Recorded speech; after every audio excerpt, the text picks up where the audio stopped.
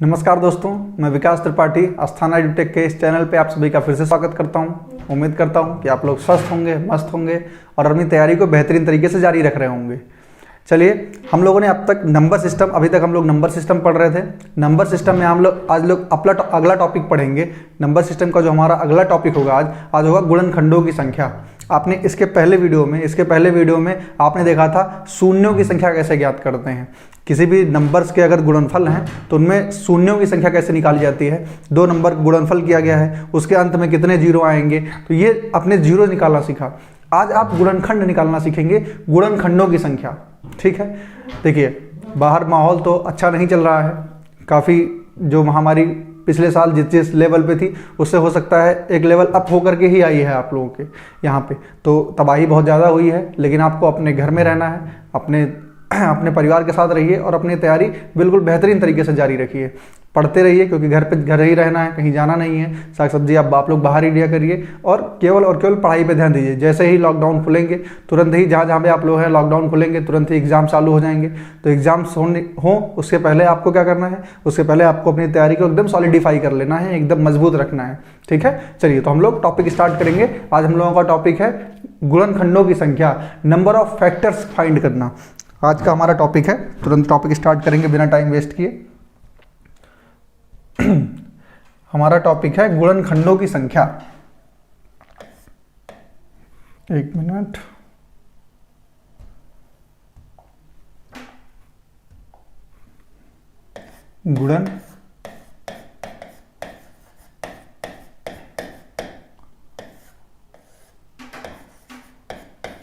गुणनखंडों की संख्या number of factors इसे कहते हैं, नंबर ऑफ फैक्टर्स। आप में से काफ़ी लोग जानते हैं, इसके बारे में समझते होंगे कि फैक्टर क्या होते हैं, मल्टीपल्स क्या होते हैं। लेकिन मैं समझ रहा हूं कि कुछ बच्चे नए हों, उनके लिए मैं बताना चाहता हूं कि नंबर ऑफ फैक्टर या मल्टीपल क्या होते हैं। तो पहले आपको क्या समझना होगा, पहले आपको ये समझना होगा कि ये फैक्टर जो हमने निकालना है गुणनखंडों की संख्या, फैक्टर्स या गुणनखंड। तो पहली बात तो ये समझना है कि गुणनखंड ही क्या होते हैं। गुणनखंड तो हम निकालेंगे कितने गुणनखंड होते हैं, लेकिन गुणनखंड क्या होते हैं पहले ये जानना है हमको। तो पहले हम दो वर्ड देखेंगे। दो वर्ड होते हैं, एक वर्ड होता है फैक्टर। ध्यान से समझिए बात को। दो वर्ड्स मैं लिख रहा हूं, यहां पे एक वर्ड लिख रहा हूं फैक्टर और एक वर्ड लिख रहा हूं मैं मल्टीपल। फैक्टर को कहते हैं गुणनखंड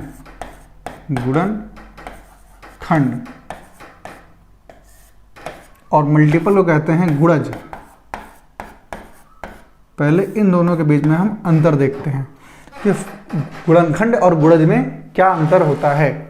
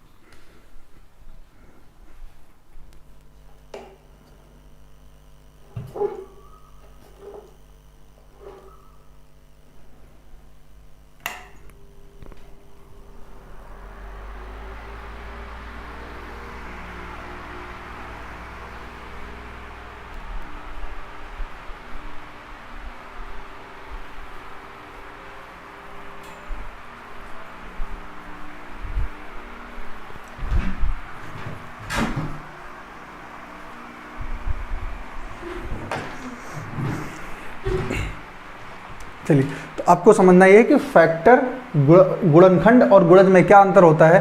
चलिए हम समझते हैं कि क्या होते हैं गुणनखंड और गुणज। देखिए मैंने यहाँ पे लिख रहा हूँ, मैंने यहाँ पे लिखा एक नंबर लिखा 16 एक नंबर लिखा है मैंने। अब देखिए गुणनखंड क्या होते हैं। गुणनखंड वे सारी संख्याएं होती हैं जो 16 को कंप्लीटली डिवाइड कर दें। गुणनखंड वो सारे नंबर होते हैं जो नंबर 16 को पूरी तरीके से विभाज्य कर दें।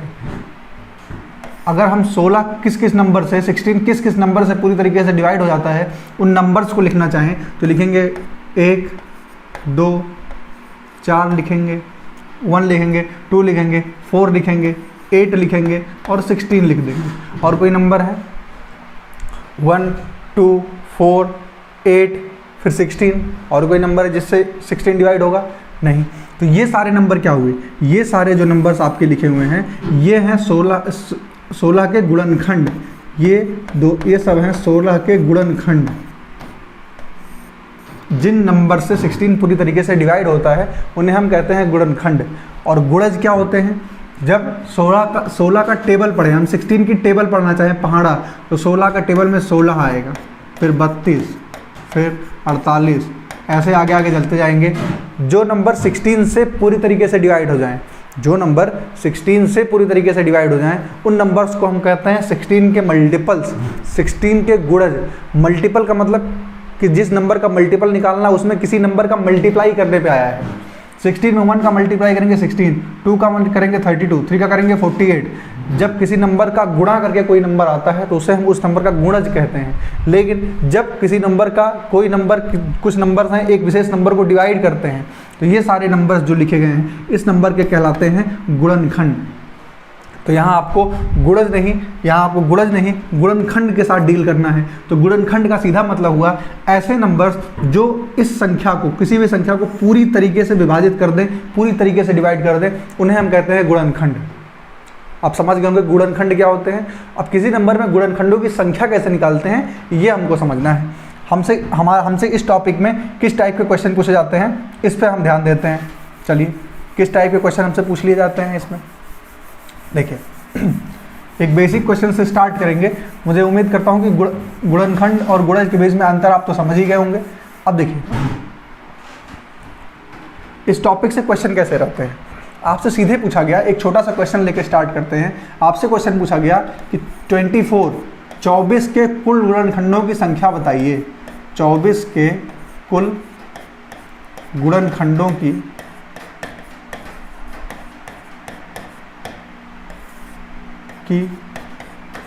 संख्या, 24 के कुल गुणनखंडों की संख्या बताइए। अब से सीधे सवाल पूछा गया। यहाँ पर मैं गुणनखंडों सही लिख देता हूँ थोड़ा सा।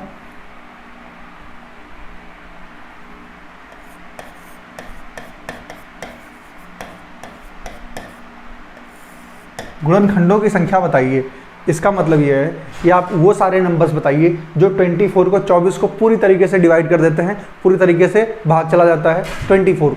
चलिए, तो जब हमको छोटा नंबर दिया गया है तो हम इसको तो आसानी से कर सकते हैं। जब भी हमको कोई छोटा नंबर दिया गया हम आसानी से टैकल कर सकते हैं, आराम से लिख सकते हैं।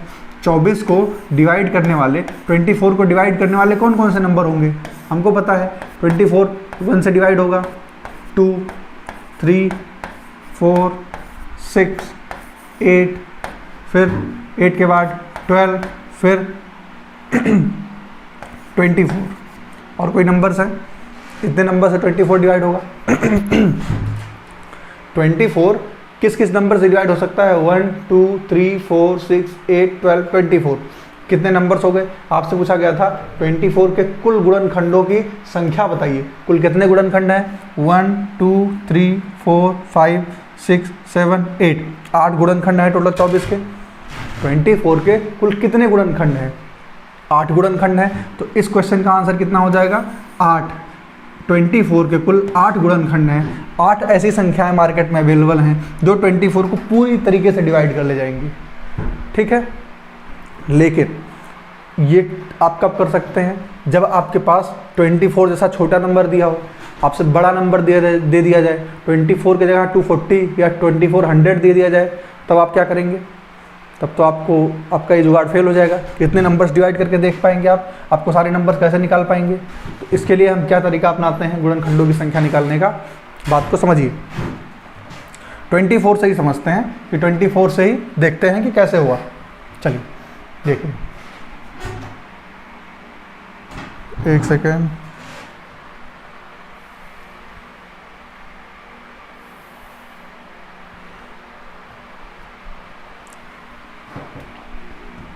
चलिए 24 की ही बात करते हैं। हम किसी भी संख्या के लिए गुणनखंडों की संख्या कैसे निकालते हैं इस बात पर ध्यान दीजिए थोड़ा।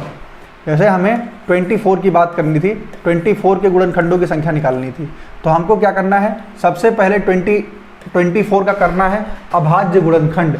सबसे पहले 24 का करना है अभाज्य गुणनखंड। अभाज्य गुणनखंड तो सीखा ही है आपने। अभाज्य गुणनखंड कैसे करते हैं, जैसे आप बचपन में करते थे। अभाज्य गुणनखंड कैसे निकालते थे, 24 लिखा, उम्मीद करता हूँ कि आप लोगों को दिख रहा होगा, मैं थोड़ा आगे लिख देता हूँ, यहाँ पे मैं लिख देता हूँ 24। आपने ऐसे किया 24, इसको डिवाइड करते थे इस तरीके से बचपन में, 2 से किया 12 टाइम, 2 से फिर 6 टाइम, 2 से 3 टाइम, फिर 3 से 1 टाइम, ऐसे बचपन में करते थे। लेकिन अब आप ऐसे नहीं करना है आपको। अब आपको माइंड में सोचना है ये सारी चीज़ें आपको माइंड में सोचनी है। जितना फास्ट आप कैलकुलेशन कर पाएंगे उतना ही आपके लिए आसान है। और ये प्रोसेस करके डंडा उंडा बनाने से तो अच्छा है कि आपको कैसे, अगर आपको इतना सोचना ही है तो आप कैसे सोच सकते हैं। देखिए, ये आपको नहीं करना बिल्कुल भी। देखिए, अगर आपको इसको ऐसे ही सोचना है 24 को क्या सोच सकते हैं आप, 24 को सीधे सोच सकते हैं कि 8 × 3 है, ये 8 × 3 24 होता है। जब भी आप जहाँ तक पॉसिबल हो सके दो को प्राइम नंबर्स बनाने की कोशिश करिए, या फिर आराम से ऐसे भी ब्रेक कर सकते हैं। आपने लिखा 8 × 3, 8 को क्या कहते हैं, 8 को हम कहते हैं 2 to the power 3 × 3, आराम से निकाल लिया आपने। या फिर आप 24 को कैसे लिख सकते थे, आप 24 को लिख सकते थे 6 × 4। 6 का क्या मतलब होता है, 6 का मतलब होता है 2 × 3। 4 का क्या मतलब होता है 2 × 2। यहाँ से आपको क्या लिखा, यहाँ से भी आपको 2 to the power 3 × 3 आ गया। जो आप यहाँ कर सकते थे आप यहाँ से आसानी से कर सकते थे। थोड़ा लंबा प्रोसेस आएगा, लेकिन आपको इसी तरीके से बनाना है। आपको बिल्कुल भी एलसीएम वाला मेथड नहीं अपनाना है, आपको ऐसे ही ब्रेक करके लिखना है। आप 2-4 क्वेश्चन ब्रेक करके लिखेंगे, आपकी हैबिट हो जाएगी, आप जल्दी करने लगेंगे। लेकिन आपको एडवांस तरीके ऐसे तरीके अपनाने हैं, ठीक है। तो आपको करना क्या है, आपको करना है संख्याओं का अभाज्य गुणनखंड। किसी भी संख्या का आपने अभाज्य गुणनखंड कर दिया, ठीक है। अब देखिए, नंबर ऑफ फैक्टर्स निकालने का फॉर्मूला क्या है। जब भी आपको नंबर ऑफ फैक्टर्स निकालने हैं तो आप ध्यान से बात को समझिए। यहाँ है 2 की पावर 3 और 3 की पावर 1। नंबर ऑफ फैक्टर्स निकालने का सीधा तरीका है कि आपके पास जो भी पावर्स हैं, 2 की पावर 3 है, आपको जो बेस है इस बेस से आधार से कोई मतलब नहीं है। आपको जो 2 की पावर 3 है तो आपको पावर में क्या करना है, 3 में 1 ऐड कर देना है। जो भी पावर है बेस से आपको कोई मतलब नहीं है, पावर में 1 जोड़ देना है। फिर यहाँ पे 3 की पावर कितनी है, यहाँ भी बेस से आपको कोई मतलब नहीं है, पावर 1 है तो आपको 1 में 1 और जोड़ देना है और इन दोनों का आपस में मल्टीप्लाई कर देंगे। तो 3 और 1 कितना हो गया 4, गुणा 1 और 1 कितना हो गया 2, दोनों मिलकर कितने हो गए 8। कुल कितने गुणनखंड होंगे 24 के, 24 के कुल कितने गुणनखंड होंगे 8 गुणनखंड होंगे। और क्या, जब हमने काउंट किया था तब भी 8 ही आए थे, जब हमने काउंट किया था तब भी 8 ही आए थे। अभी आपने पीछे देखा था, हमने पीछे देखा था 24 के कुल गुणनखंडों की संख्या 1 2 3 4 5 6 7 8, 8 ही आए थे। कन्फर्म है। तो आप किसी भी संख्या के गुणनखंडों की संख्या इस तरीके से आप निकाल सकते हैं। आप किसी भी संख्या के गुणनखंडों की संख्या इस प्रकार से आप आसानी से निकाल सकते हैं, ठीक है। आपको करना क्या है फिर से समझिए। पावर, जो भी संख्या आपको पहले जो भी संख्या आपको दी गई है उस संख्या को आप, जो भी संख्या आपको दी गई है उस संख्या को आप अभाज्य गुणनखंड के रूप में लिखेंगे। अभाज्य गुणनखंड के रूप में, वही चीज़ यहाँ भी लिखी है। अभाज्य गुणनखंड के रूप में लिखने के बाद आधार से आपको मतलब नहीं है, आप पावर में 1 ऐड कर देंगे, फिर पावर में 1 ऐड कर देंगे और आपस में मल्टीप्लाई कर देंगे। वही होती है नंबर ऑफ फैक्टर्स की संख्या। कन्फर्म है। जैसे अगर इसको हम फॉर्मूले के रूप में विजुलाइज करना चाहें, एक फॉर्मूला ही लिखना चाहें, तो हमको कोई भी संख्या अगर n लिखी गई है, ध्यान से बात को समझिए, कोई संख्या अगर n लिखी गई है, कुछ लोगों का बिना फॉर्मूले के काम नहीं चलता कि सर फॉर्मूला ही होना चाहिए। देखिए, जितना कम फॉर्मूला पढ़ेंगे, जितना कम फॉर्मूला याद करेंगे, उतना ही आपके लिए फ़ायदेमंद रहेगा। तो आप इसी से आपको समझना है। लेकिन अगर आपको फार्मूला वाइज लिखना ही है तो आप समझ लीजिए कि आप फार्मूला वाइज कैसे लिख सकते हैं, कोई बहुत टीडियस टास्क नहीं है। आपको कोई भी नंबर लिख दिया गया है जो x to the power a into y to the power b गुणा z to the power c, इस फॉर्म में लिखा हुआ हो, इस फॉर्म में अगर लिखा हुआ हो, जहाँ x y z क्या होने चाहिए, प्राइम नंबर होने चाहिए, अभाज्य संख्याएं होनी चाहिए, क्योंकि ये सारे के सारे नंबर अभाज्य गुणनखंड में लिखे हुए हैं। एक्स वाई जेड अभाज्य संख्या है, तो आपको नंबर ऑफ फैक्टर्स, तो आपको गुणनखंडों की संख्या, अगर आपको गुणनखंडों की संख्या निकालनी है, गुणनखंडों की संख्या, उसके लिए आप क्या कर सकते हैं। गुणनखंडों की संख्या के लिए आपको पता है पावर बेस से आपको कोई मतलब नहीं है, पावर में एक एक ऐड करना है, तो आपको a+1 b+1 C+1 और आपको जो भी नंबर्स दिए गए हैं उन सारे नंबर्स को, जितने भी नंबर्स आपके पास लिखे गए हैं आप आगे लिख सकते हैं, आगे और भी हैं तो आप और भी लिख सकते हैं। ये हो जाएगा गुणनखंडों की संख्या के लिए आपका फॉर्मूला। आप फॉर्मूले के रूप में देख सकते हैं, नहीं तो आप यहाँ से सीधे अंदाज़ा लगा सकते हैं कि क्या करना है, आपको सीधे पावर में एक ऐड करके मल्टीप्लाई कर देना है आपस में। कन्फर्म है? तो आपको लिखना है तो ये फॉर्मूला लिख सकते हैं, नहीं तो आप विजुअलाइज करके देख सकते हैं। ठीक है, देखते हैं एक क्वेश्चन पे और अप्लाई करते हैं कि इसको क्वेश्चन में कैसे अप्लाई कर सकते हैं। चलिए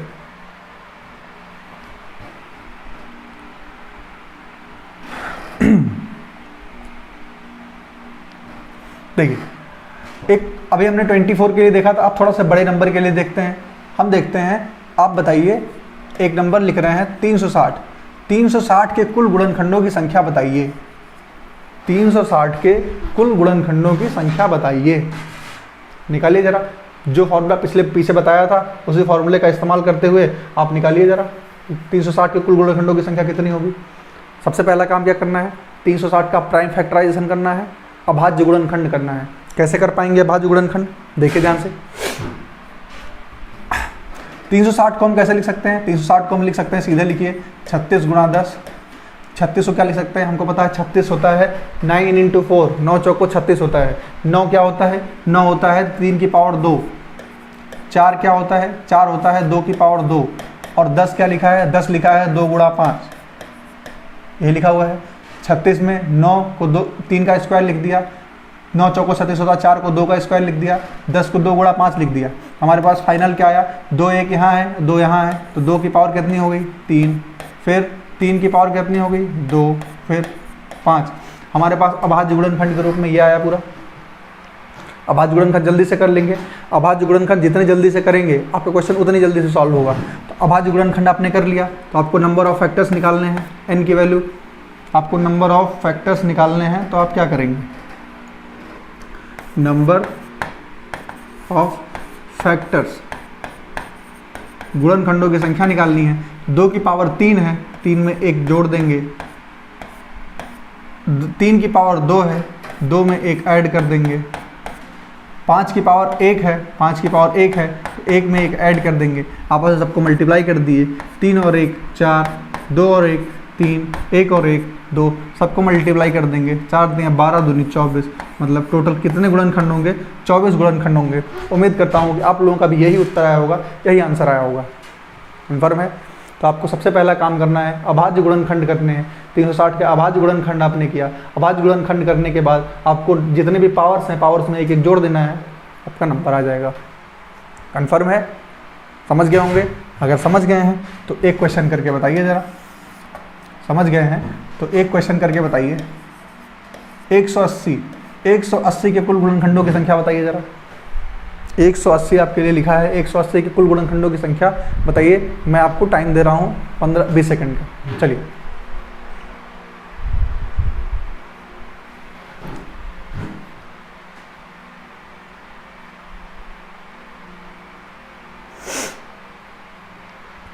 करिए, खाली वीडियो नहीं देखना है, बैठे नहीं रहना है, बिल्कुल आपको करना है, साथ साथ में सॉल्व करेंगे तो ही फायदा है आपका। करिए ज़रा। चलिए देखते हैं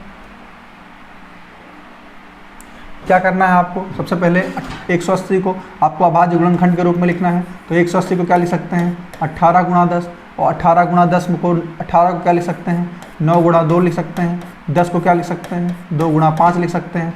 आपको यहाँ से क्या, यहाँ से मिला 2 की पावर 2 हो जाएगा। 9 का मतलब होता है 3 की पावर 2 हो जाएगा, और 5 का मतलब 5 की पावर 1 हो जाएगा। आपको नंबर ऑफ फैक्टर्स निकालने हैं, तो आपको सीधे पावर में 1 ऐड करते जाना है। 2 की पावर 2 + 1, फिर 2 + 1, फिर 1 + 1, कितना हो जाएगा 3 यहाँ से, 3 यहाँ से, और 2 यहाँ से। तो आपके पास टोटल नंबर्स ऑफ फैक्टर्स कितने आए, 3 × 9 और 9 × 2 = 18। टोटल कितने फैक्टर आ गए, 18 फैक्टर आ गए। 180 कुल 18 संख्याओं से पूरी तरीके से विभाजित हो जाएगा। 180 18 संख्याओं से पूरी तरीके से विभाजित हो जाएगा। तो 180 कितने फैक्टर हो गए, 18 फैक्टर हो गए। उम्मीद करता हूँ कि आपको फैक्टर्स की संख्या निकालनी आ गई होगी। किसी भी संख्या के आप फैक्टर्स आसानी से निकाल सकते हैं।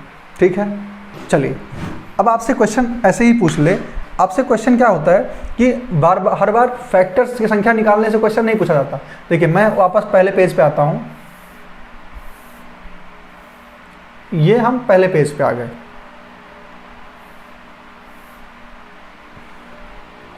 बात समझिए, आपसे पहले क्वेश्चन में पूछा गया था कि 24 के कुल गुणनखंडों की संख्या बताइए। तो हमने क्या किया, सारे नंबर्स लिख दिए एक सीरियल से जो कि 24 को पूरी तरीके से विभाजित कर सकते थे। तो हमारा प्रश्न ये था कि 24 कुल कितनी संख्याओं से विभाजित हो सकता था, 24 के कुल गुणनखंडों की संख्या बताइए। अगर यही क्वेश्चन बदल दिया जाए और मैं कह दूं कि 24 के कुल विषम गुणनखंडों की संख्या बताइए, मैं क्वेश्चन कर दूं 24 के कुल गुणनखंडों की संख्या नहीं चाहिए, 24 के विषम गुणनखंडों की संख्या बताइए या 24 के सम गुणनखंडों की संख्या बताइए, तब क्या किया जाएगा, आपसे क्वेश्चन सम और विषम करके ही पूछता है। तो आपसे पूछा जाएगा कि 24 के कुल विषम गुणनखंडों की संख्या बताइए, कितने ऑड फैक्टर्स हैं, और 24 के कुल सम गुणनखंडों की संख्या बताइए, कुल सम गुणनखंड कितने हैं, इवन फैक्टर्स कितने हैं, इसकी संख्या बताइए।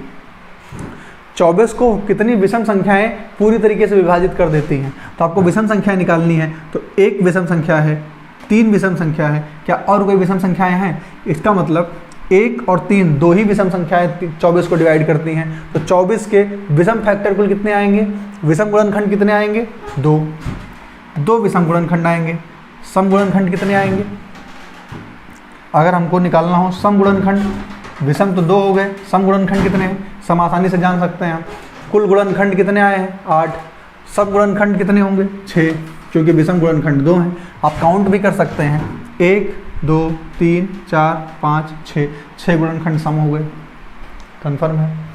लेकिन 24 के केस में तो हमने गिन लिया, लेकिन अगर बड़ी संख्याएं आ गई, 24 की जगह पे कोई और नंबर दे दिया, तब क्या करेंगे, सम गुणनखंड या विषम गुणनखंडों की संख्या कैसे निकाल पाएंगे, इस बात को हम थोड़ा ध्यान से देखते हैं, बात को समझिए।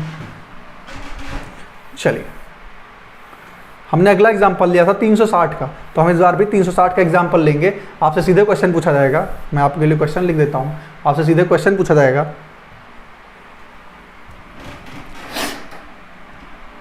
उम्मीद करता हूं दूसरा कलर कुछ चूज करते हैं, हो सकता है आपको दिखाई दे। आपसे क्वेश्चन मैंने पूछा 360 के, मैंने कहा 360 के विषम, 360 के विषम गुणनखंडों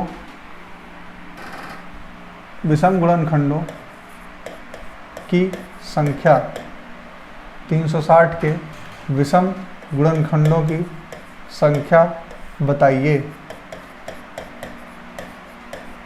360 के विषम गुणनखंडों की संख्या बताइए। इस बार सारे फैक्टर नहीं बताने हैं, खाली ऑड फैक्टर बताने हैं कि कितने ऑड संख्याओं से 360 डिवाइड होगा। बात को समझिए, इस क्वेश्चन को हम कैसे कर सकते हैं। सबसे पहला काम इस बार भी आपको वही करना है, 360 के सबसे पहले आपको फैक्टर्स निकालने हैं, 360 के अभाज्य गुणनखंड निकालने हैं। अभाज्य गुणनखंड 360 का करना है। अभाज्य गुणनखंड कैसे, पीछे आप जाके देख सकते हैं, लेकिन आप फिर से मैं आपके साथ करता हूँ। 360 को कैसे लिख सकते हैं, 360 को लिख सकते हैं 36 गुणा 10। 36 को कैसे लिख सकते हैं, एक ही लाइन में लिख देते हैं। 36 को कैसे लिख सकते हैं, 36 को लिख सकते हैं 9 गुणा 4, और 10 को कैसे लिख सकते हैं, 2 गुणा 5 लिख सकते हैं। तो देखिए 4 यहाँ है और 2 यहाँ है, इसका मतलब टोटल 2 की पावर 3 हो गई, 3 की पावर 2 हो जाएगी और 5 की पावर 1 हो जाएगी। ये हो गया अभाज्य गुणनखंड, यही पहले भी किया था, ये भी आप यहाँ भी कर दिया अभाज्य गुणनखंड। ये अभाज्य गुणनखंड के रूप में लिख किया। अब आपको निकालने हैं केवल और केवल विषम गुणनखंड, विषम फैक्टर्स निकालने हैं, ऑड फैक्टर्स निकालने हैं। क्या करेंगे, देखिए विषम संख्याएं क्या होती हैं, विषम संख्याएं वो संख्याएं होती हैं जो जिसमें 2 का मल्टीपल ना आए, जिसमें 2 का मल्टीपल ना हो, 2 से डिवाइड ना हो, वो सारी संख्याएं विषम होती हैं। मतलब विषम होने के लिए 2 का बिल्कुल भी नहीं होना जरूरी है, 2 नहीं होना चाहिए, तभी वो संख्याएं विषम होंगी। क्या ये सारी की सारी संख्याएं किसमें, गुणनखंड में, गुणनफल के रूप में लिखी हुई हैं, गुणा के रूप में लिखी हुई हैं, मतलब इसमें 2 का गुणा है पूरी तरीके से। तो क्या यह संख्या कभी भी विषम हो सकती है अगर 2 का गुणा है? नहीं। आपको जब भी ऑड फैक्टर्स निकालने हैं, आपको केवल और केवल ध्यान इतना रखना है, जब भी आपको ऑड फैक्टर्स निकालने हैं, विषम गुणनखंड निकालने हैं, इस 2 का कोई भी रोल नहीं होता विषम गुणनखंडों में। 2 का कोई भी रोल नहीं होता। बाकी जो भी संख्याएं बची हैं इनको काउंट कर लीजिए। इनके गुणनखंड कैसे काउंट करेंगे? गुणनखंड काउंट करने का वही तरीका है कि आपको पावर में 1 जोड़ देनी है। 3 की पावर में 1 जोड़ दिया, 5 की पावर में 1 जोड़ दिया और मल्टीप्लाई कर देंगे। 3 गुणा 2 बराबर 6। इसका मतलब 360 के कुल 6 विषम गुणनखंड हैं। 6 संख्याएं टोटल ऐसी हैं जो 360 को डिवाइड करती हैं और वो विषम हैं, ऑड हैं। समझ पाए? फिर से समझिए क्या करना है। आपको जो भी संख्या दी गई है उसका पहले की तरह से अभाज्य गुणनखंड लिखना है, अभाज्य गुणनखंड के रूप में लिखना है। फिर आपको विषम गुणनखंड निकालने हैं। तो आपको 2 का कोई रोल नहीं है, 2 को हटा दीजिए, पिक्चर से पूरी तरीके से डिलीट कर दीजिए। जो भी संख्याएं बाकी बची हैं उनमें उनका आप क्या करिए, काउंट कर लीजिए नंबर ऑफ फैक्टर्स। 2 + 1 5 + 1, आपके पास टोटल नंबर ऑफ फैक्टर्स कितने हो गए? 6 हो गए। किसी और संख्या का निकाल लेते हैं, उम्मीद करते हैं आप समझ गए होंगे। लेकिन एक और संख्या का निकाल लेते हैं। उसके पहले कौन सी संख्या दी गई थी आपको, या कोई और ही संख्या दे देते हैं। जैसे आपके पास दे दिया, अगर जो आप करिए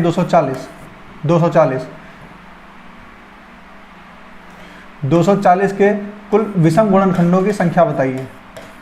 240 के विषम गुणनखंडों की संख्या बताइए। देखिए आसान से नंबर्स ले रहे हैं ताकि कैलकुलेट करने में आसानी हो और आप आसानी से समझ सकें।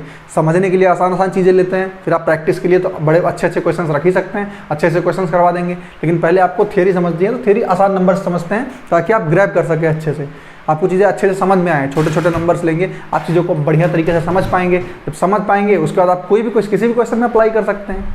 जब आपको थ्योरी समझ में आ जाती है तो आप क्वेश्चन पे अप्लाई बहुत आसानी से कर लेते हैं। कन्फर्म है? चलिए इसके विषम गुणनखंडों की संख्या निकालिए। कैसे निकाल पाएंगे? बिल्कुल वही तरीका है। पहली बात 240 का अभाज्य गुणनखंड करना है। 240 का मतलब क्या होता है? 24 गुणा 10। 24 को क्या लिख सकते हैं? 24 को लिखेंगे हम, 24 को लिख सकते हैं 8 गुणा 3 और 10 को लिख सकते हैं 2 गुणा 5। 8 होता है 2 की पावर 3, तो 2 की पावर 3 यहाँ है और 2 एक बार यहाँ है, तो टोटल 2 की पावर 4 हो गया, इंटू 3 हो गया और इंटू 5 हो गया। क्या यही होगा फैक्टर? यहाँ हो गया 5, यही फैक्टर्स होंगे, नंबर ऑफ फैक्टर्स इतना ही होंगे। सॉरी, अभाज्य गुणनखंड यही होगा, 2 की पावर 4, 8 पर से 4, यहाँ पे 40 और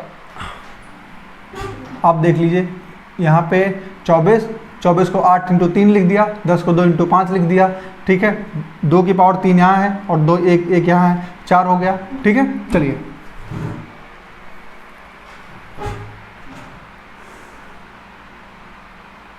ठीक है, सही है। अब देखिए, अब बात को समझिए।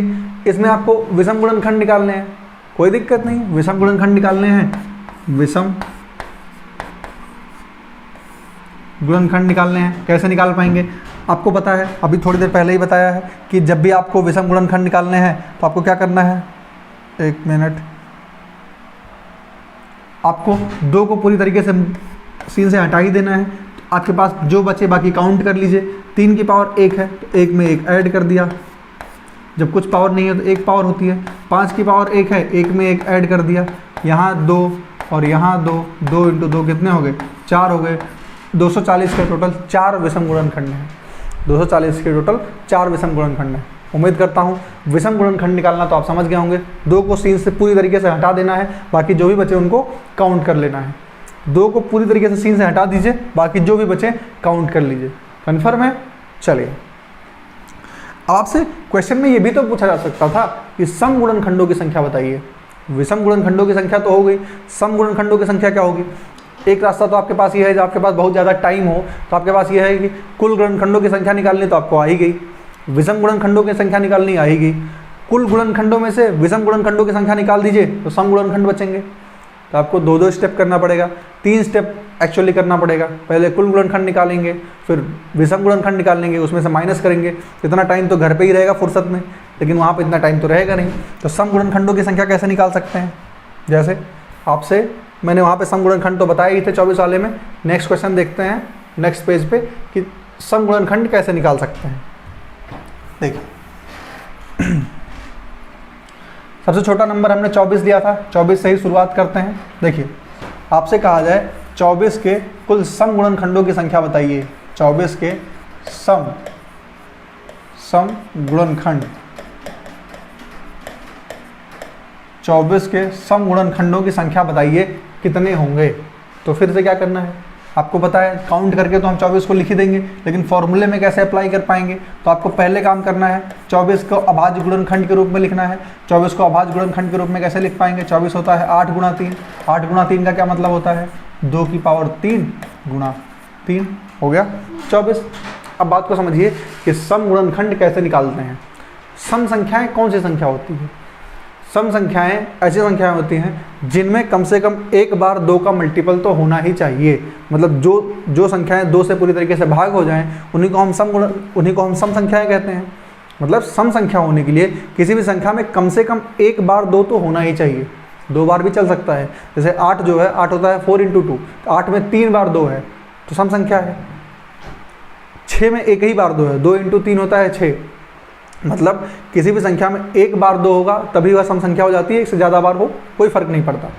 अब समझिए बात को, जब भी आपको सम गुणनखंड निकालना है किसी भी संख्या, देखिए आप रटने को तो रट सकते हैं, लेकिन जब आप विजुअलाइज करते हैं चीज़ों को, ढंग से समझते हैं, आपका कॉन्सेप्ट बिल्ड होता है, तब आपको चीज़ें अच्छी लगने लगती हैं। आप किसी चीज़ को इंटरेस्ट लेके पढ़ते हैं। तो आप पहले समझिए कि आखिर जो फॉर्मूला होता है वो जनरेट कैसे होता है, बनता कैसे है। समझिए बात को, आपको सम संख्या लेनी है तो हमको क्या करना है, पूरी संख्या में 2 की पावर 1 अगर हम बाहर कोई भी बड़ी संख्या लिखिए। देखिए जो मैंने बोला है उस बात को समझते कैसे हैं, जो मैंने बोला है यहाँ पे हमने क्या किया, अंदर पता नहीं खूब बड़ी सी संख्या लिख दी है, पता नहीं क्या लिखा है, हमको मालूम ही नहीं है, खूब बड़ा सा नंबर लिखा हुआ है, हमको पता नहीं है।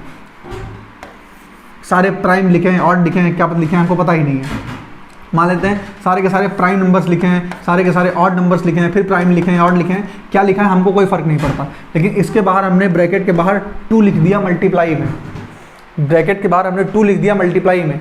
जब हम अंदर पूरा सॉल्व करके बाहर निकलेंगे, जैसे ही 2 से इस मल्टीप्लाई होगा तो ये जो पूरी संख्या बाहर पूरी संख्या बनेगी, ये एक सम संख्या ही होगी, दूसरी कुछ हो ही नहीं सकती।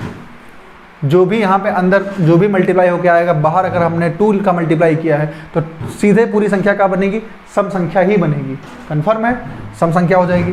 देखिए यही मैं समझाना चाहता हूँ। इसका मतलब 2 होने के लिए, इसका मतलब सम संख्या होने के लिए कम से कम एक बार 2 होना जरूरी है। तो हम क्या करेंगे, जो भी हमने अभाज्य गुणनखंड किए हैं, अब समझिए बहुत ध्यान लगा के, जो भी हमने अभाज्य गुणनखंड किए हैं इसमें अगर 2 की पावर 1 बाहर ले लें, अंदर जो भी संख्या लिखेंगे बाहर आकर के सारी सम संख्याएं हो जाएंगी। तो अगर 2 की पावर 1 हमने कॉमन कर लिया सम संख्या होने के लिए, तो अंदर बचा 2 की पावर 2 और गुणा 3 की पावर 1।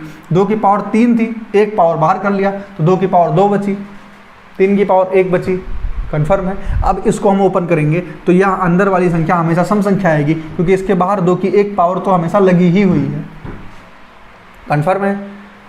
अब क्या करेंगे, जो भी ब्रैकेट के अंदर है इनको काउंट कर लीजिए, ब्रैकेट के अंदर वाली संख्याओं को काउंट कर लीजिए। गुणनखंड कैसे गुणनखंड काउंट करते हैं, 2 की पावर 2 है, पावर में 1 ऐड कर देंगे। 3 की पावर 1 है, पावर में 1 ऐड कर लेंगे। 2 + 1 3, 1 और 1 2, 3 दूना कितना हो गया, 6 हो गया। टोटल 6 फैक्टर है कि नहीं 24 के सम। हमने 24 के कुल फैक्टर्स निकाल लिए थे 8, 24 के विषम फैक्टर निकाल लिए थे 2, 8 टोटल है, 2 विषम है, तो सम कितने होंगे 6। हम काउंट करके भी हमने लिखा था तो 6 ही आए थे, पीछे जाके आप देखिएगा काउंट करके भी 6 ही आए थे।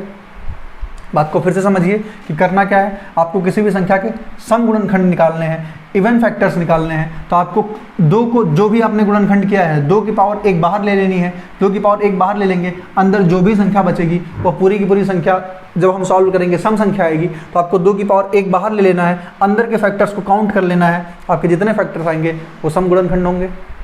कन्फर्म है। एक संख्या और करिए ज़रा, अभी आपने कौन सी संख्या लिखी थी, 360 लिखी थी, 360 के निकालिए ज़रा, 360 के सम गुणनखंड निकालिए। 360 के सम,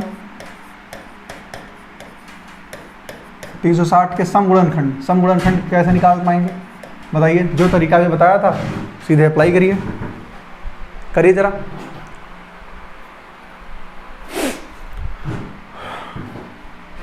जो तरीका यहाँ अपनाया था खूब वही तरीका अपनाइए। पहली बात क्या करना है, 360 के अभाज्य गुणनखंड करने हैं, तो 360 के अभाज्य गुणनखंड करेंगे हम। 360 का अभाज्य गुणनखंड कर लिया हमने। देखिए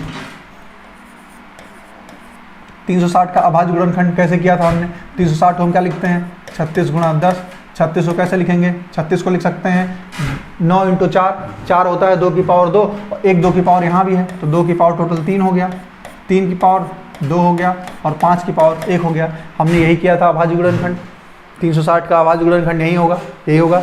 यहाँ पे हो जाएगा 45 और 8, ठीक है, 360 हो गया, ठीक है। अब देखिए करना क्या है, सम गुणनखंड निकालने हैं, तो हमको क्या करना है, अगर इवन फैक्टर्स निकालने हैं तो हमको 2 की पावर 1 बाहर रखनी पड़ेगी। अगर हम 2 की पावर 1 बाहर रख दें तो अंदर क्या बचेगा, अंदर बचेगा 2 की पावर 2, 3 की पावर 2 और 5 की पावर 1,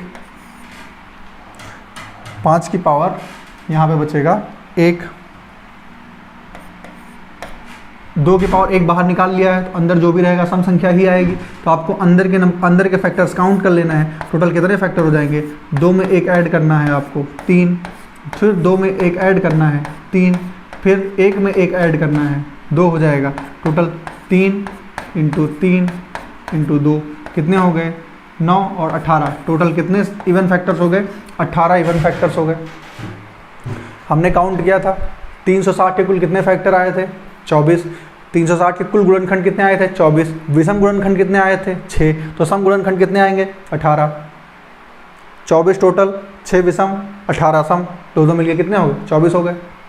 समझ लीजिए बात को कि सम गुणनखंड कैसे निकालते हैं, आपको ध्यान से समझ लेना है। 2 की पावर 1 आपको कॉमन ले लेनी है, अंदर जो भी संख्याएं बचेंगी उनका आप गुणनखंडों का योगफल कर दीजिए, गुणनखंड निकाल लीजिए।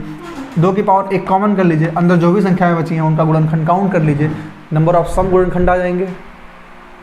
कन्फर्म है।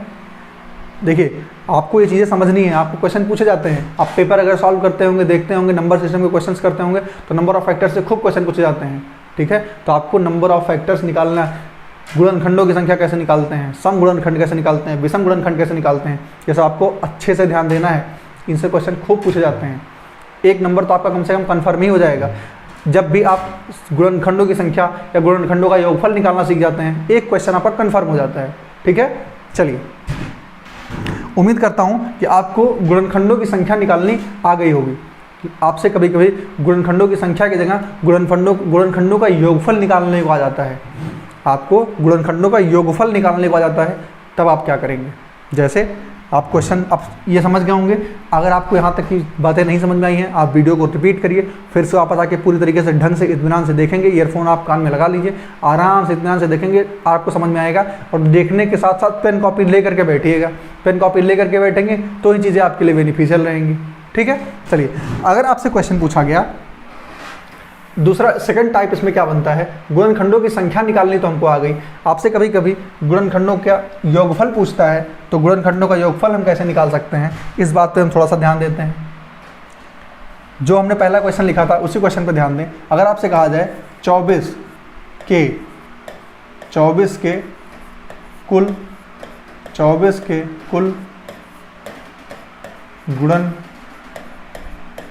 24 के कुल गुणनखंडों का योगफल, 24 के कुल गुणनखंडों का योगफल बताइए। 24 के कुल गुणनखंडों का योगफल बताइए। बेसिकली इस क्वेश्चन का क्या मतलब है, इस क्वेश्चन का मतलब ये है कि हमने अभी लिखा था, कुछ देर पहले लिखा था 24 के गुणनखंड लिखे थे। यहाँ पे हमने लिखा था 24 कौन कौन सी संख्या से पूरी तरीके से डिवाइड होता था, 1 2 3 4 6 8 12 और 24, ठीक है। इतनी संख्याओं से पूरी तरीके से विभाजित होता था। तो आपसे बेसिकली इस क्वेश्चन में पूछ ये रहा है कि जितने भी गुणनखंडों से डिवाइड होता है, इन सबको ऐड करके बताइए, जोड़ के बताइए कितना आएगा। मतलब आपको जो भी ये संख्याएं लिखी गई हैं, इन सबको आपको जोड़ के लिखना है, कितना आएगा। तो आपको ये सारे नंबर्स ऐड करके लिखने हैं, सबके बीच प्लस प्लस लगा दीजिए और जोड़ दीजिए एक लाइन से। तो आपको छोटा नंबर है तो आप जोड़ के निकाल लेंगे। यहाँ पे अगर आप जोड़ना चाहेंगे तो क्या करेंगे, 24 को ऐड कर दिए, 24 और 6 हो गया 30, 30 और 12 और 8 20 हो गया, 30 और 20 50 हो गया, 4 3 7, 2 9 और 1 10 हो गया। मतलब कितने हो गए, 60 हो गया, 60 हो गया। यहाँ से आप जोड़ सकते हैं, छोटे नंबर है, लेकिन आप बड़े नंबर में तो जोड़ नहीं पाएंगे, जो भी 240 360 का आ जाएगा, तब कैसे ऐड करेंगे। तो उसी के लिए आपका तरीका है। क्या तरीका है, क्वेश्चन आप बेसिकली ये तो समझ गए ना कि क्वेश्चन पूछना क्या चाहता है आपसे। क्वेश्चन में केवल और केवल इतना पूछा जाता है कि जब जो भी आपके गुणनखंड तो निकाल लिया आपने कि 8 गुणनखंड है, 8 संख्याओं से पूरी तरीके से विभाजित होगा, लेकिन जिन संख्याओं से पूरी तरीके से विभाजित है उनका योगफल बताइए काउंट करके कितना होगा। ठीक है, चलिए कैसे करते हैं इसको हम देखते हैं कि इस क्वेश्चन को हम कैसे कर सकते हैं। सीधा सा कहानी है, आपको पहला वाला काम ही करना है। 24 को सबसे पहले 24 का प्राइम फैक्टर करना है, अभाज्य गुणनखंड करना है। 24 का अभाज्य गुणनखंड कैसे कर सकते हैं, 2 गुणे 3, 2 की पावर 3 इंटू 3 हो गया 24, 2 की पावर 3 इंटू 3 हो गया 24। अब समझिए बात को, जो भी अलग अलग पावर्स लिखी गई हैं, अब बात को बहुत आराम से समझिएगा।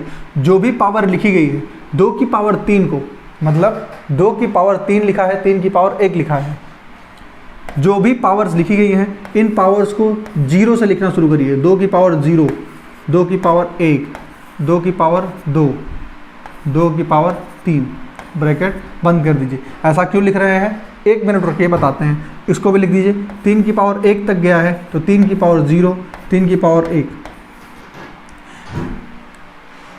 आप जो भी पावर्स लिखेंगे, जितने भी नंबर्स लिखे गए हैं, जहाँ तक भी पावर गई है आपकी, उस पावर को 0 से स्टार्ट करके लिख दीजिए। सारे नंबर ऑफ फैक्टर्स आ जाएंगे, सारे के सारे। देखिए 2 की पावर 0 से क्यों शुरू किया, ये जो गुणनखंड लिखा है 2 की पावर 1 इसके अंदर आता है, हाँ आता है। 2 की पावर 2 इसके अंदर आता है, हाँ आता है। 2 की पावर 3 इसके अंदर आता है, हाँ आता है, बिल्कुल आता है। क्या 2 की पावर 0 आता है इसके अंतर्गत? देखिए 2 की किसी भी नंबर की पावर अगर 0 लिखते हैं तो वह संख्या, जब भी किसी नंबर की पावर 0 लिखते हैं वह संख्या हमेशा 1 आती है। कितना भी बड़ा नंबर हो, अगर पावर एक्सपोनेंट पे 0 लिख दिया गया तो संख्या हमेशा हमेशा 1 आएगी। तो 1 तो हमेशा हर एक नंबर का फैक्टर होता ही है, तो 1 तो इसका फैक्टर आएगा ही। कोई भी संख्या हो, किसी भी संख्या का एक फैक्टर 1 तो होगा ही, किसी भी संख्या का एक फैक्टर 1 तो होगा ही, कन्फर्म है। तो हम 2 की पावर 0 यहाँ शुरू करते हैं और 3 की पावर 0 से ही शुरू करते हैं। आप देखिए अगर ये आपको लिखना आ गया, आप अगर ये सारे जो फैक्टर्स आपके आए हैं यहाँ से आप मल्टीप्लाई करके आसानी से सारे फैक्टर निकाल सकते हैं। जो भी सारे फैक्टर्स आए हैं, हमने नंबर ऑफ फैक्टर्स निकालने का तरीका देखा है, अगर यहाँ से मल्टीप्लाई करके देखेंगे सारे फैक्टर आ जाएंगे। 2 की पावर 1 का मल्टीप्लाई 1 में करेंगे तो 1 आ जाएगा। यहाँ पे 2 की पावर 0 मतलब 1 का गुणा अगर 3 में करेंगे तो 3 आ जाएगा। 2 की पावर 1 का गुणा अगर 3 में करेंगे तो 6 आ जाएगा। सारे फैक्टर्स आप यहाँ से निकाल सकते हैं। देखिए अब नंबर ऑफ फैक्टर्स निकालना तो सीख ही गए हैं, समझिए बात को। आपको गुणनखंडों का योगफल निकालना है, फैक्टर्स का सम निकालना है। सम निकालने के लिए क्या करेंगे, मैंने आपको बताया। सम निकालने के लिए आपको इस तरीके से सारे नंबर्स को लिख देना है, जो भी फैक्टर्स हैं इस तरीके से लिख दीजिए और इन सबको जोड़ना है। तो इन सबके बीच में क्या करिए, प्लस का चिन्ह लगा दीजिए, प्लस का साइन लगा दीजिए। इन सबके बीच में प्लस का साइन लगा दीजिए, यहाँ तो मल्टीप्लाई है ही। अब देखिए आप कहें इसको जोड़ना है, जोड़ दीजिए। 2 की पावर 1 का क्या मतलब होता है, 1। 2 की पावर 2 का मतलब होता है 2। 2 की पावर 2 का मतलब होता है 4। 2 की पावर 3 का मतलब होता है 8। इन सबको ऐड करना है। फिर 3 की पावर 1 का मतलब, 3 की पावर 0 का मतलब 1, 3 की पावर 1 का मतलब होता है 3।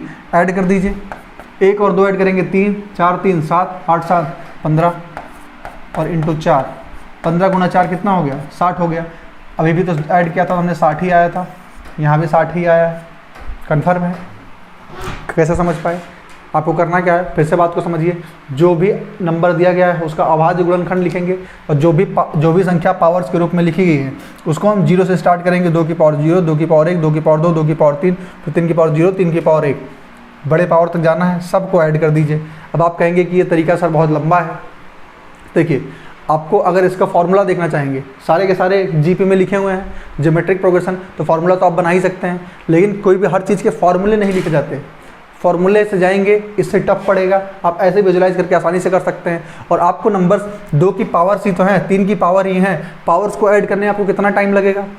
और आप अगर क्रैक करना चाहते हैं, आप बैंक में जॉब पाना चाहते हैं, यूपीएसआई बनना चाहते हैं, उत्तर प्रदेश पुलिस में जाना चाहते हैं, सीजीएल क्रैक करना चाहते हैं, सीएचएसएल क्रैक करना चाहते हैं, तो आपको इतनी कैलकुलेशन तो आपकी स्ट्रांग होनी चाहिए।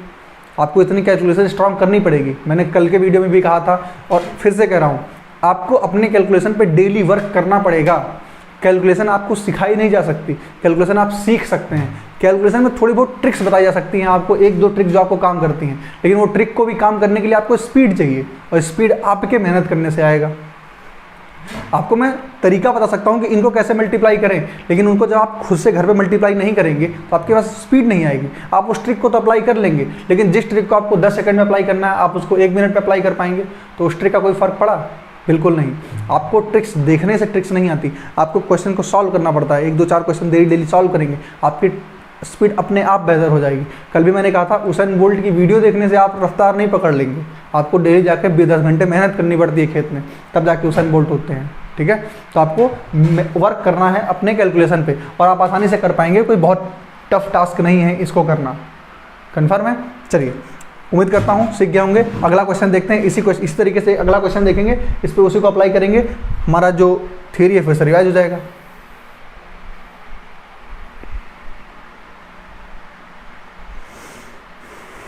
जैसे हमको दे दिया जाए 360 के, जैसे हमको दे दिया जाए कि 360 के गुणनखंडों की संख्या बताइए।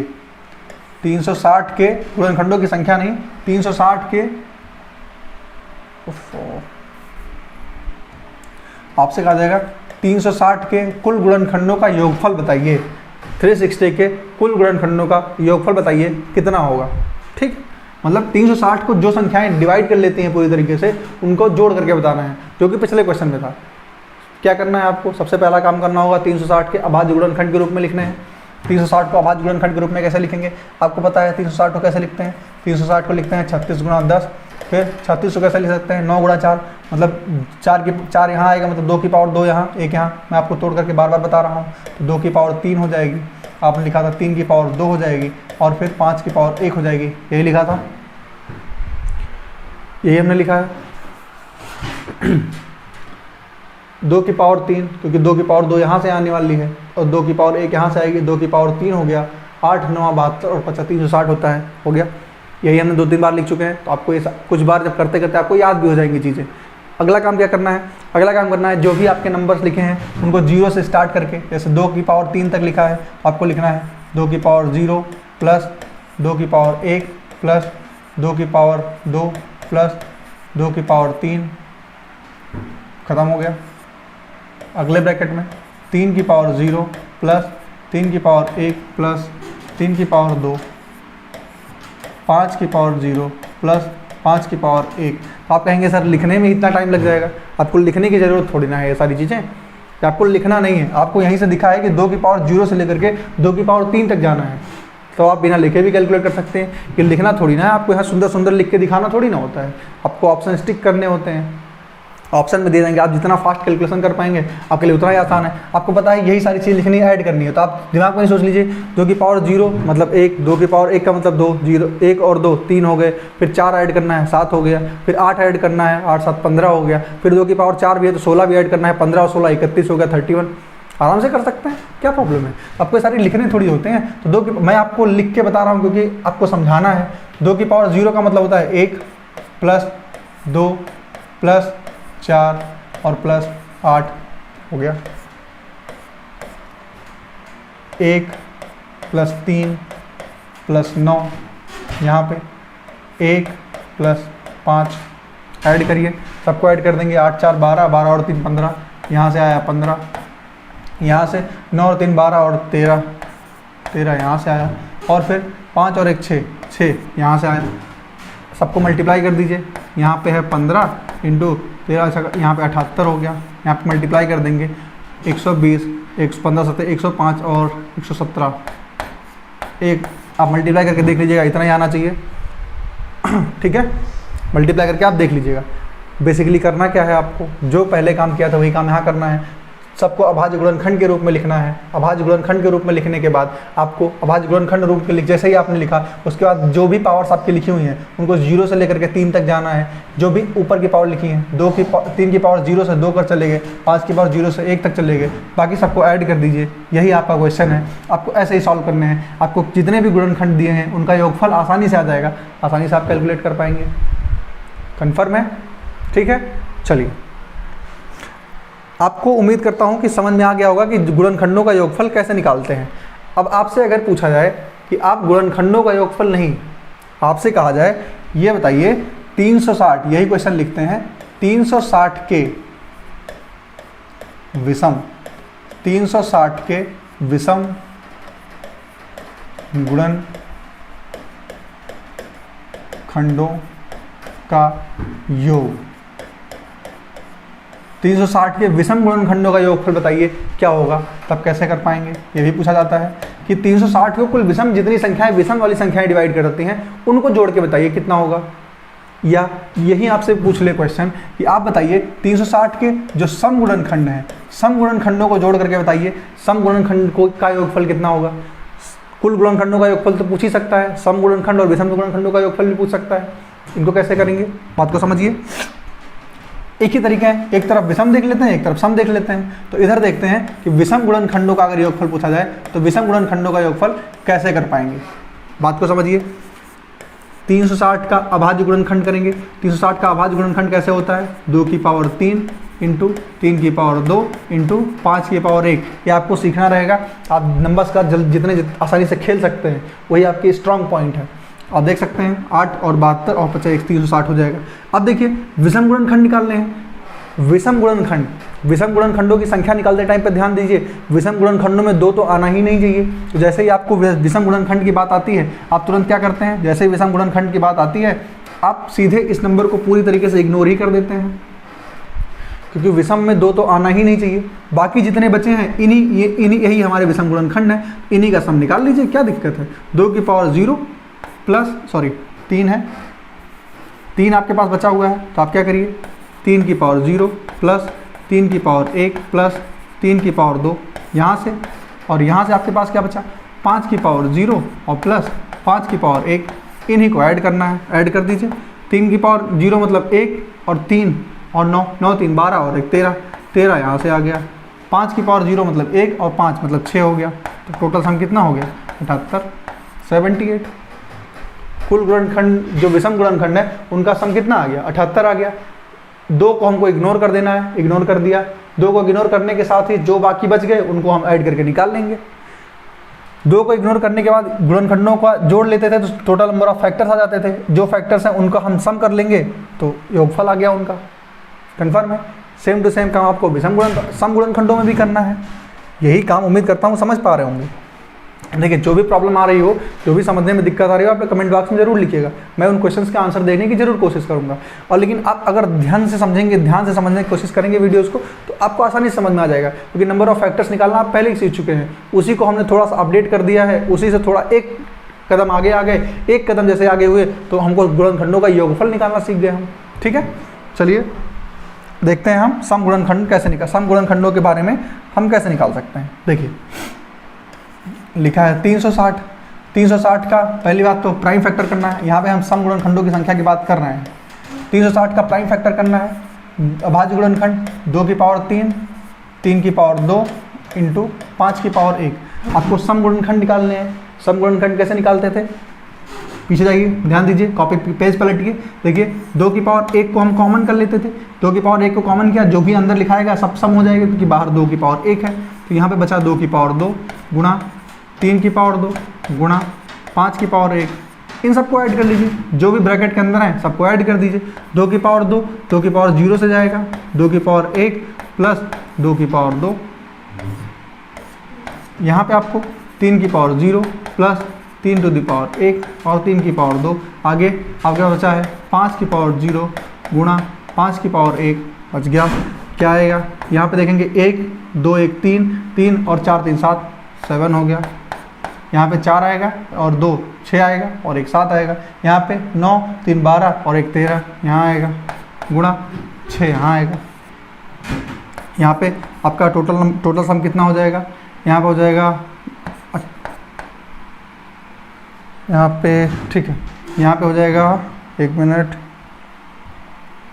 91 इंटू 6, 13 7 91 इंटू 6। अगर इसको निकालना चाहेंगे तो कितना आ जाएगा आपका 6